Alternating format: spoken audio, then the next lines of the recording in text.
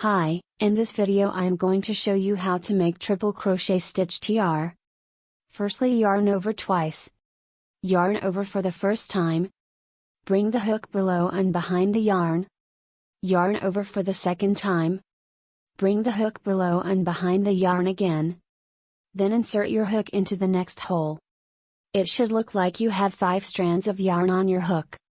That V-stitch that you just put your hook under and the 3 loops that you had wrapped around your hook at the beginning. Yarn over again by bringing the yarn below and behind the working yarn. Pull the yarn through just the first 2 strands the V-stitch on the hook. It should look like you have 4 loops on your hook. Yarn over again by bringing the yarn below and behind the working yarn. Pull the yarn through just the first 2 loops on the hook. So you have 3 loops on your hook.